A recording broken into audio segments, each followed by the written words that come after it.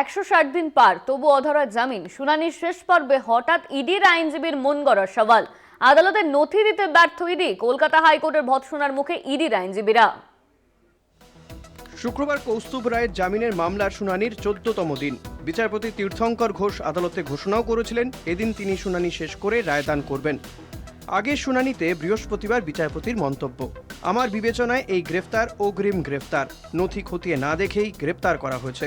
শুক্রবারের শুনানি পর্বে ওয়াইজে দস্তুর কৌস্তুভ রায়ের আইনজীবী। পিনকনে বিজ্ঞাপন চালানো সংক্রান্ত মামলায় গ্রেফতার করা হয় কৌস্তুভ রায়কে। গ্রেফতারের পর ইডি হেফাজতে ছিলেন আবেদনকারী।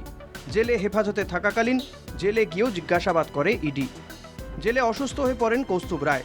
জেল হাসপাতালের সুপারিশে এসএসকেএম হাসপাতালে ভর্তি করা হয় তাকে। অন্য একটি মামলায় হাসপাতালে গিয়ে জিজ্ঞাসাবাদ করা হয়। পিনকনের মামলায় গত 9ই অগস্ট থেকে এখনও পর্যন্ত তাকে একবারও জিজ্ঞাসাবাদ করেনি তদন্তকারী অফিসার। তদন্তকারী অফিসারের কাছে মনোরঞ্জনের লেজার ও আবেদনকারীর লেজার দুটিই ছিল। সেই লেজার খতিয়ে না দেখে প্রথম দিনেই আবেদনকারীকে গ্রেফতার করা হয়। আসলে মনোরঞ্জনের লেজারটিকে মন গড়াভাবে তৈরি করেছিল ইডি।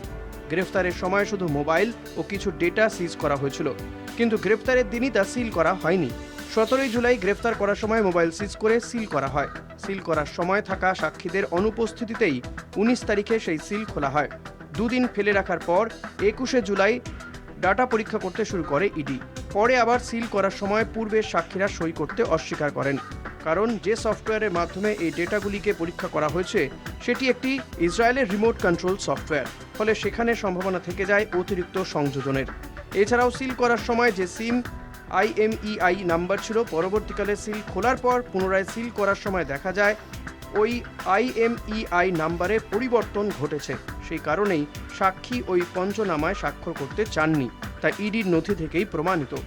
বারংবার ইডির কাছে নথি চেয়েও পাওয়া যায়নি। তারা বারবার জানিয়েছে তারা যা কিছু জমা করবে তা আদালতে।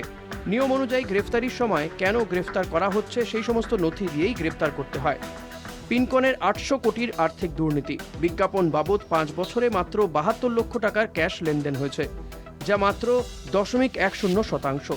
তাও এই ক্যাশ অর্থ নেওয়া হয় মনোরঞ্জনের দেওয়া চেক বাউন্সের প্রেক্ষিতে। কিন্তু ইডি বারংবার বলে আসছে প্রচুর টাকা লেনদেন। মনোরঞ্জনের সঙ্গে বিজ্ঞাপন বাবদ আর্থিক লেনদেনের সমস্ত হিসেবই আয়কর আইন অনুযায়ী দেখানো আছে। ইডি যে সমস্ত ভুয়ো বিলের গল্প বলছে সেটা ঠিক নয়। ট্যাম ও বার্কের রিপোর্ট অনুযায়ী বিজ্ঞাপনগুলি যে চলেছে তা পরিষ্কার। সুতরাং ইডির ভুয়ো বিলের তথ্য সম্পূর্ণ ভিত্তিহীন। ট্যাম ও বার্কের রিপোর্ট অনুযায়ী এখনও পিনকনের থেকে কলকাতা টিভির প্রাপ্য অর্থের পরিমাণ 1,25,00,000 টাকা। বিচারপতি তীর্থঙ্কর ঘোষ, আপনারা কবে জামিনের মামলাটি ফাইল করেছিলেন? ওয়াইজে দস্তুর, 13ই সেপ্টেম্বর। সেই সময় চার্জশিট জমা পড়েনি, তাই পরবর্তীকালে আমরা অতিরিক্ত হলফনামার মাধ্যমে আমাদের বক্তব্য জানাই। ইডি প্রথমে 2,08,00,000 টাকার আর্থিক লেনদেনের কথা বললেও পরে 1,36,00,000 টাকার ক্যাশ লেনদেনের প্রেক্ষিতে কোনো ভাউচার বা নথি দেখাতে পারেনি। 50 লাখের ডিডির মিথ্যে গল্প ইডি কোনো দিনও প্রমাণ করতে পারবে না। কলকাতা টিভি ও ইসরোর অডিট রিপোর্ট থেকেই তা প্রমাণিত। এদিন পর্যন্ত 50 লক্ষ টাকার ডিডির কোনো প্রতিলিপির নথি ইডি আদালতে হাজির করতে পারেনি। পিনকনের মূল মামলায় 9 জন অভিযুক্তের নাম থাকলেও ইডি তাদের বিরুদ্ধে কোনো ব্যবস্থা গ্রহণ করেনি। বিচারপতি তীর্থঙ্কর ঘোষ, ইডি বেশ কিছু মোবাইলের হোয়াটসঅ্যাপ মেসেজ আদালতের সামনে তুলে ধরেছে। ওয়াইজে দস্তুর, সম্প্রতি সুপ্রিম কোর্টের একটি মামলা চলাকালীন ইডির আইনজীবী MV রাজু আদালতে জানিয়েছিলেন, যতদিন পর্যন্ত না ইডির ম্যানুয়াল তৈরি হয় ততদিন আমরা CBI এর ম্যানুয়াল ফলো করি, কিন্তু এই ক্ষেত্রে CBI এর ম্যানুয়াল অনুযায়ী মোবাইল ফোন সিজ করার পর তা CFSL এ পাঠানো হয়নি, তাই আইনত ওই মেসেজগুলোর কোনো গ্রহণযোগ্যতা নেই। এছাড়াও ওখানে সিম কার্ডের পরিবর্তন হয়েছে।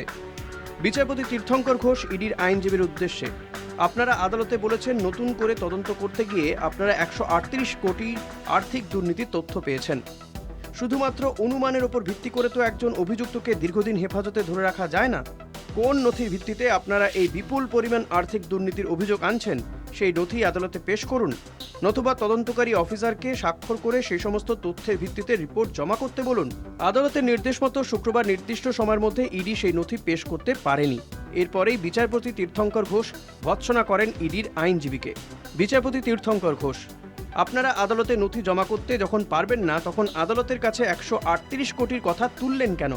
আমি সিদ্ধান্ত নিয়েছিলাম আজই এই মামলার রায় ঘোষণা করব। আমি যদি এখন রায় ঘোষণা করি তাহলে আমাকে আপনাদের আনা প্রথম অভিযোগের 4 কোটির ওপরেই রায় ঘোষণা করতে হবে। সেক্ষেত্রে 138 কোটির বিষয়টা বাদ দিতে হবে। আপনারা কেন প্রথমে এই 138 কোটির বিষয়টা বলেননি? যেহেতু আপনারা আদালতে 138 কোটির বিষয়টা তুলে ধরেছেন, তাই আমি আমার নির্দেশিকা থেকে ওই 138 কোটি বাদ দিতে পারি না। ধীরেশ দ্বিবেদী, ইডির আইনজীবী। আমি আদালতের কাছে ক্ষমা প্রার্থী। বিচারপতি তীর্থঙ্কর ঘোষ, শুধু এই মামলা নয়, প্রত্যেকটি মামলার ক্ষেত্রে আমি দেখছি আপনারা সব সময় শেষ মুহূর্তে এসে একটি করে কাগজ আদালতে পেশ করেন। এর ফলে বিচার প্রক্রিয়া স্তব্ধ হয়ে যায়। সিবিআই হলে আমি বিষয়টা খতিয়ে দেখতাম। আপনারা আর্থিক লেনদেনের তদন্ত করেন, কিন্তু আপনাদের এই তদন্তটা অনেকটা পুলিশের তদন্তের মতো হয়ে দাঁড়াচ্ছে। ধীরেশ দ্বিবেদী, ইডির আইনজীবী। আমি আদালতের কাছে ক্ষমা প্রার্থী। বিচারপতি তীর্থঙ্কর ঘোষ, আপনাদের তদন্তকারী অফিসার কোথায়? ইডির সুপিরিয়র আমার বস নন। এইভাবে আপনারা প্রতিটি মামলা বিলম্ব করেন। আপনারা সুপ্রিম কোর্টে এক ধরনের কথা বলেন, আবার হাইকোর্টে এক ধরনের কথা বলেন। ওয়াইজে দস্তুর, নিম্ন আদালতে আবার অন্য কথা বলে। বিচারপতি তীর্থঙ্কর ঘোষ, আমি চেয়েছিলাম আজই মামলার রায়দান করতে, কিন্তু ইডির পক্ষ থেকে 138 কোটির নথি জমা না পড়ায় আমার পক্ষে রায়দান করা সম্ভব হচ্ছে না। আদালতের নির্দেশ, আগামী 2রা জানুয়ারি ইডিকে 138 কোটি টাকার নথি আদালতে জমা করতে হবে। ওই দিনই কৌস্তুভ রায়ের জামিন মামলার রায়দান করবে আদালত। 14 দিন শুনানি হলেও ইডির অকর্মণ্যতার জন্য রায়দান করতে পারলেন না বিচারপতি তীর্থঙ্কর ঘোষ। কলকাতা টিভি।